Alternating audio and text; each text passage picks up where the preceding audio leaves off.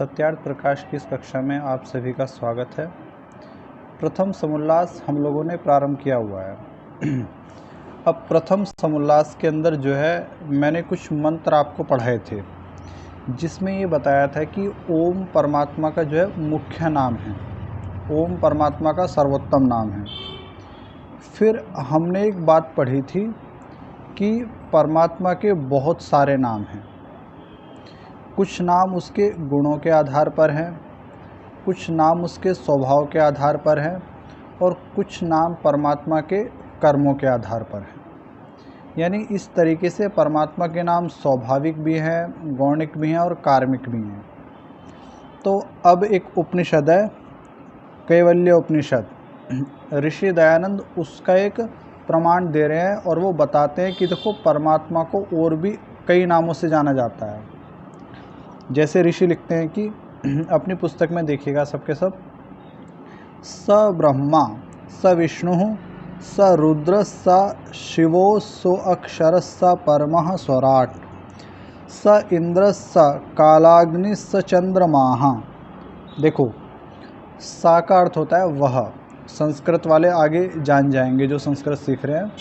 सा का अर्थ क्या है? वह। तो लिखते हैं कि स ब्रह्मा यानी वह ब्रह्मा हैं, स विष्णु वह विष्णु हैं, स रुद्रः वह रुद्र है, स शिवः वही परमात्मा क्या है? शिव है, स अक्षरः उसी परमात्मा को अक्षर कहा जाता है, स परमः स्वराट स इंद्रः वही इंद्र है, स कालाग्नि उसी परमात्मा को कालाग्नि भी कहा जाता है। और फिर कहते हैं कि स चंद्रमाः और वही परमात्मा चंद्रमा कहलाता है। यानी परमात्मा तो देखो एक है, लेकिन परमात्मा के नाम अनेक हैं। तो कुछ नामों का जो चर्चा है इसके अंदर करी गई। जैसे बताया गया कि ब्रह्मा भी वही है, विष्णु भी वही है।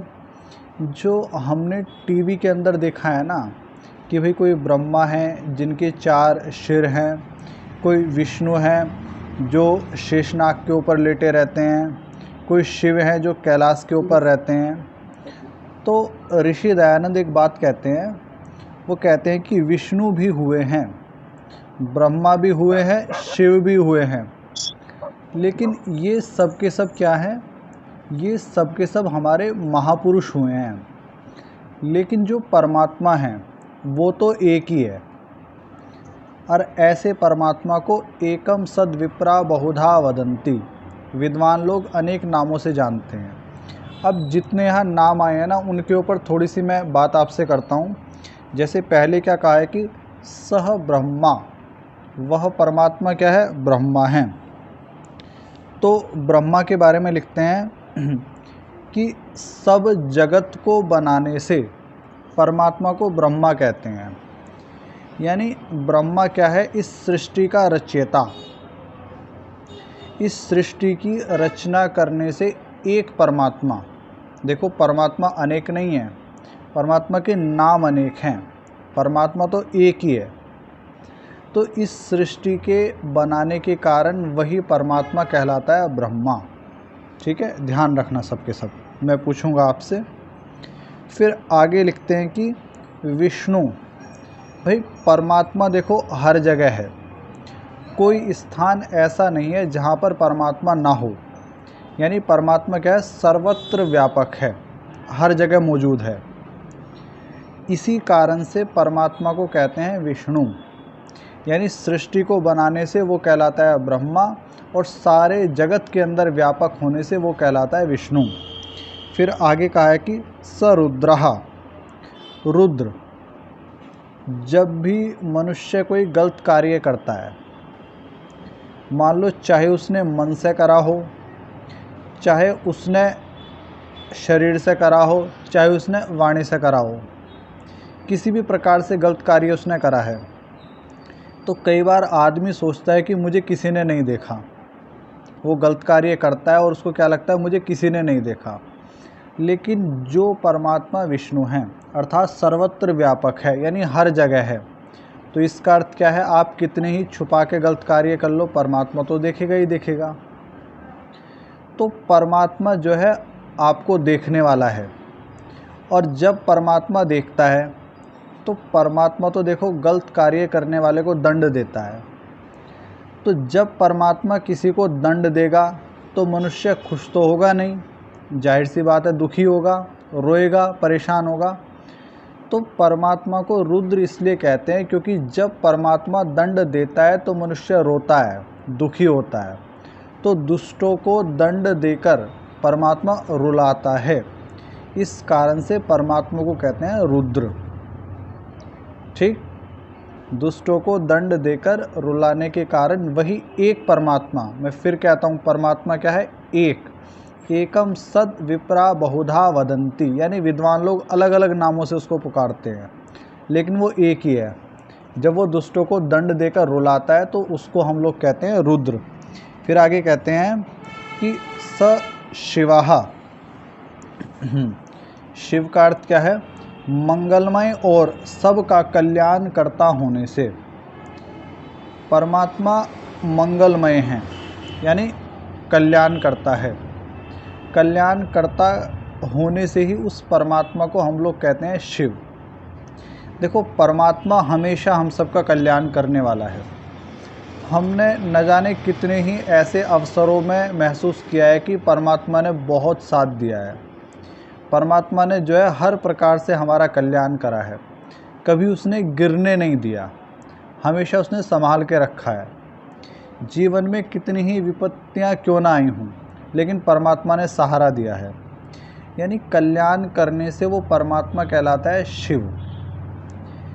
कई बार ऐसा होता है कि हमारे जीवन में कष्ट आते हैं और हम बड़े विचलित हो जाते हैं, तो उस समय भी जो है जिन लोगों को परमात्मा का सहारा होता है, ये जो परमात्मा के भरोसे होते हैं, उन्हें परमात्मा जो है सहायता करता है। अब किसी ने एक प्रश्न पूछा कि परमात्मा की प्रार्थना, स्तुति, उपासना करने से क्या लाभ है, तो दूसरे ने बड़ा सुंदर उत्तर दिया। उसने कहा कि एक बिल्ली है, वो बिल्ली मुंह के अंदर चूहे को भी पकड़ती है और वो बिल्ली अपने बच्चे को भी पकड़ती है। जब बिल्ली चूहे को मुंह में पकड़ती है तो क्या होता है, चूहा मर ही जाता है, क्योंकि वो उसको मारने के लिए ही पकड़ती है। लेकिन जब बिल्ली अपने बच्चे को मुंह से पकड़ के कहीं लेके जाती है तो वो मारती नहीं है, उसको वो बड़े प्यार से पकड़ती है। तो जीवन के अंदर कष्ट, समस्याएं, सारी चीज़ें आती हैं, लेकिन जिसको परमात्मा का सहारा होता है तो उसकी स्थिति ऐसी होती है जैसे बिल्ली अपने बच्चे को पकड़ती है। और जिसके अंदर परमात्मा का सहारा नहीं है, जो परमात्मा से जो है जिसका कोई मेल नहीं है, तो उसको समस्याएं ऐसे पकड़ती हैं, ऐसे जकड़ती हैं कि जैसे मान लो चूहे को बिल्ली ने पकड़ लिया हो और बस फिर तो अंत ही है। तो ये चीज़ हमेशा ध्यान रखना। तो इसलिए परमात्मा का सहारा बेहद आवश्यक है, और सहारा देने से, कल्याण करने से वो परमात्मा कहलाता है शिव। ठीक है, आगे लिखते हैं कि स अक्षराहा, अक्षर, अक्षर का अर्थ होता है जिसका कभी क्षय ना हो। यानी जैसे कि यहाँ पे भी लिखा हुआ है कि यह सर्वम अश्नुते न क्षरति स विनश्यति तद अक्षरम न क्षरति, यानी जो कभी नष्ट नहीं होता। ठीक, जिसका कभी क्षय, क्षय का अर्थ क्या होता है, नष्ट हो जाना। ठीक, लेकिन परमात्मा कभी नष्ट नहीं होता। परमात्मा पहले भी ऐसे ही था, आज भी ऐसा और आगे भी ऐसा ही रहेगा। उसके अंदर किसी प्रकार की कोई कमी नहीं होती, कोई बढ़ोतरी नहीं होती। वो हमेशा एक रस है, और इसी कारण से उसको हम लोग कहते हैं अक्षर, यानी अक्षरम नक्षरम, यानी जिसका कभी क्षर नहीं होता, जो कभी नष्ट नहीं होता। तो ये बात भी समझ में आ गई कि परमात्मा को हम लोग अक्षर क्यों कहते हैं, क्योंकि परमात्मा कभी नष्ट नहीं होता, इस कारण से वो कहलाता है अक्षर। आगे कहा है कि परमः स्वराट, यानी यह स्वयं राजते स स्वराट, अर्थात स्वयं प्रकाश स्वरूप। देखो, आपकी जो धरती है, इसको चमकने के लिए सूर्य की ज़रूरत होती है। रात को आप लोग देखते होंगे कि चंद्रमा आपको चमकता हुआ दिखाई देता है। वास्तव में चंद्रमा के पास अपना कोई प्रकाश नहीं है, वो सूर्य के प्रकाश से ही प्रकाशित होता है। यानी जो प्रकाश करने वाले होते हैं वो होते हैं प्रकाशक, प्रकाश देने वाले, और जो उनसे प्रकाशित होते हैं, ठीक, जैसे कि पृथ्वी और चंद्रमा। तो इसी प्रकार से परमात्मा क्या है, वो प्रकाश देने वाला है। ऐसा नहीं है कि वो किसी के प्रकाश से प्रकाशित हो रहा है, बल्कि परमात्मा के प्रकाश से ही समस्त लोग प्रकाशित हो रहे हैं। परमात्मा की रचना करने से ही सारा संसार रचा जा रहा है। परमात्मा के ज्ञान देने से ही सारे संसार में जो है ज्ञान का प्रकाश हो रहा है। परमात्मा के करने ही से ही सारे संसार के समस्त कार्य चल रहे हैं। अर्थात परमात्मा प्रकाश स्वरूप है, उसे किसी अन्य की ज़रूरत नहीं है अपने कार्य के लिए, अपने ज्ञान देने के लिए, अपने जो भी उसके कार्य हैं। जैसे आपने कुछ भी करा तो परमात्मा को जो है ज्ञान हो जाता है। अब मैं कुरान के अंदर देख रहा था कुछ, दरअसल मैं एक पुस्तक पढ़ रहा था, पंडित चमुपति जी की एक पुस्तक है। एक ग्रंथ लिखा गया था, सत्यार्थ प्रकाश का जो 14वां समुल्लास है। तो एक मौलवी हुए हैं, उन्होंने ग्रंथ लिखा था हक प्रकाश, जो कि सत्यार्थ प्रकाश के 14वें समुल्लास का खंडन था। खंडन तो क्या होगा, 14वें समुल्लास में सारी बातें सही लिखी हैं। तो उसके उत्तर में पंडित चमुपति जी ने ग्रंथ लिखा था 14वीं का चांद। आर्य विद्वान थे काफ़ी बड़े, पंडित चमुपति M.A। तो मैं उसको थोड़ा सा पढ़ रहा था, तो उसमें कुछ आयतें आई जब अल्लाह ने जो है जिब्रील नामक फ़रिश्ते को भेजा मोहम्मद साहब के पास में, और उसने मोहम्मद साहब से कहा कि इनको पढ़, कुछ आयतें भेजी और कहा उनको पढ़।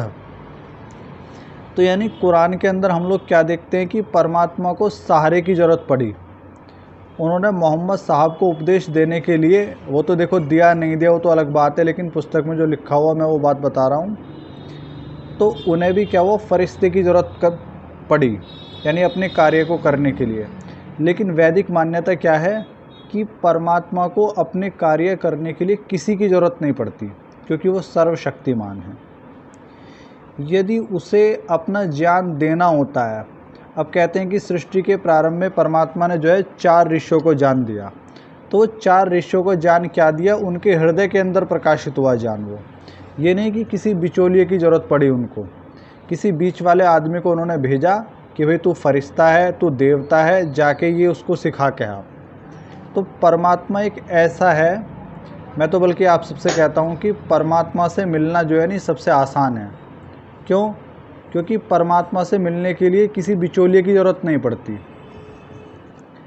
आपको किसी प्रिंसिपल से मिलना होता है नहीं तो पहले चपरासी से मिलना होता है, चपरासी से फिर आगे जाके बातचीत होती है।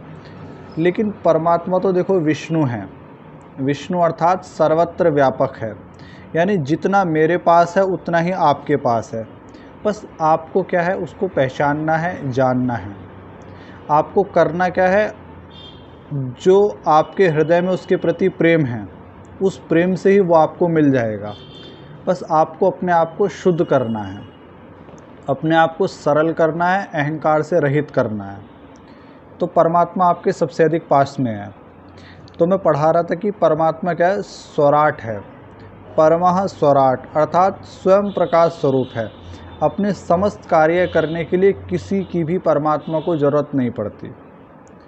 ये बात समझ में आ गई होगी आपको।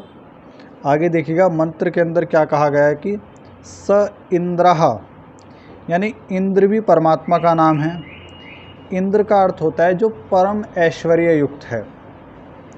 और मैं हर पाठ में बताता हूँ कि जो कुछ आपके पास में है, जो कुछ मेरे पास में है, जो कुछ आपके पास में है, जो कुछ अन्यों के पास में है, वो सभी परमात्मा का ही तो दिया हुआ है। क्योंकि यदि हमने इस संसार से कुछ लिया तो वो परमात्मा ने दिया, तभी तो हमने लिया है। देखो, मनुष्य ना तो कुछ लेके आता है ना ही कुछ लेके जाता है। जो लेता है यहीं से लेता है और जो छोड़ता है वो भी यहीं पे छोड़ता है। यानी ये समस्त ऐश्वर्य, समस्त साधन है तो परमात्मा के ही। यदि मेरे पास 4 पैसे हो जाएं तो मैं ऐसे चलूँगा बिल्कुल जैसे दूसरा कोई कुछ है ही नहीं। ऐसा संसार में देखने में आता है। किसी के पास कोई पद हो जाए तो उसको ऐसा लगता है कि मेरे से बड़ा दूसरा कोई है ही नहीं। अब किसी का अच्छा वेतन आ जाए, तनख्वाह अच्छी लग जाए, नौकरी अच्छी लग जाए तो उसको ऐसा लगता है कि आस पड़ोस वाले तो मेरे सामने जो है नहीं कुछ भी नहीं है। लेकिन मैं ये कहता हूँ कि जिस परमात्मा ने सब कुछ दिया है, सब कुछ उसने दिया है, तो वो परमात्मा कितना बड़ा होगा। लेकिन उस परमात्मा के अंदर अहंकार नहीं है। उसने सब कुछ दिया है और वो निरंतर दे रहा है। तुमसे पहले वालों को भी दिया है, तुम्हारे बाद वालों को भी देगा। तो हमेशा ध्यान रखना कि उसका ऐश्वर्य सबसे ज़्यादा है। इसलिए उस परमात्मा को हम लोग कहते हैं इंद्र। और फिर परमात्मा को कहते हैं कालाग्नि। कालाग्नि अर्थात प्रलय में सबका काल और काल का भी काल है। देखो, इस संसार में जो भी जन्मा है उसकी मृत्यु होनी है। यानी हम सभी का काल एक दिन आना है। लेकिन परमात्मा तो काल का भी काल है। यानी परमात्मा के ऊपर काल का कोई प्रभाव नहीं पड़ेगा। परमात्मा कभी नष्ट नहीं होगा। परमात्मा का कोई ऐसा समय नहीं आएगा कि वो कहीं चला जाएगा, ऐसा कभी नहीं होगा। परमात्मा तो काल का भी काल है। अर्थात परमात्मा की ही सृष्टि में सारी व्यवस्थाएं चल रही हैं। किसी का जन्म हो रहा है, किसी की मृत्यु हो रही है, कोई बड़ा हो रहा है, कोई बूढ़ा हो रहा है, किसी का निर्माण हो रहा है, किसी का पतन हो रहा है। लेकिन परमात्मा के साथ कुछ नहीं होगा। न तो वो कभी जन्मेगा, न कभी मरेगा, न कभी बड़ा होगा, न कभी छोटा होगा, न ही उसका निर्माण होगा, न ही उसका पतन होगा। क्योंकि परमात्मा क्या है? कालाग्नि है। सबका काल आता है। गुरु तेग बहादुर जी ने कहा है कि राम गयो रावण गयो जाका बहु परवार, कछु नानक थिर नहीं यह सपने हूँ संसार। यानी जिस तरह हम लोग एक सपना देखते हैं, वो सपना कुछ समय का होता है, उसके बाद वो ख़त्म हो जाता है। उसी प्रकार हमारा और आपका जीवन है। बस ये कि इसकी अवधि थोड़ी बड़ी है, बस इतना सही है। लेकिन चाहे यहाँ राम आए हों, चाहे यहाँ रावण आए हों, जिनका कितना ही बड़ा परिवार क्यों ना हो, सबका काल जरूर आता है। लेकिन वो एक परमात्मा ऐसा है जो कालाग्नि ही, अर्थात वो काल का भी काल है। उस परमात्मा का कभी भी काल नहीं आता। तो ऐसे परमात्मा को ऋषि लोग क्या कहते हैं? स कालाग्नि ही। और अंत में कहा गया है स चंद्रमा। चंद्रमा का अर्थ क्या होता है? जब आप चंद्रमा को देखते हो, कभी देखना, मेरे कहने से देखना, अब रात के समय आपको एक शीतलता महसूस होगी। धीरे धीरे जब आप देखोगे तो आपको एक आनंद की अनुभूति होगी। तो उसी प्रकार से जब हम परमात्मा से जुड़ते हैं ना, तो परमात्मा आनंद देने वाला है। बल्कि मैं कहता हूँ कि जो परमात्मा का आनंद है ना, वो सबसे अलग आनंद है। जब जीवन में चिंताएं सताती हैं और हम परमात्मा की तरफ मुड़ते हैं तो कितना सुकून मिलता है। और यदि हम खुश हैं और हम तब परमात्मा की तरफ चले जाएं, फिर तो जीवन में समस्याएं ना आएँ। समस्याएं तो देखो हर व्यक्ति के जीवन में आती हैं, लेकिन जो उस परमात्मा से जुड़ा हुआ है ना, उसका समस्याएं कुछ नहीं बिगाड़ पाती। तो मैं आज ये मंत्र पढ़ाया, एक बार मैं फिर पढ़ देता हूँ। स ब्रह्मा स विष्णु स रुद्र स शिवो स अक्षर स परमः स्वराट स इंद्र स कालाग्नि स चंद्रमा।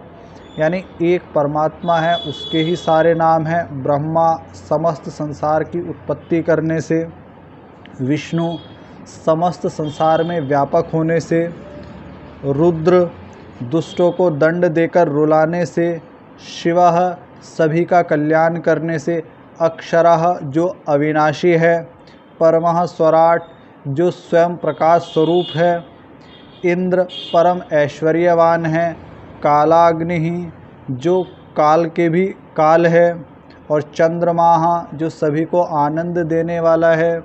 ऐसा परमात्मा कौन है? ओम। और वो एक ही परमात्मा है।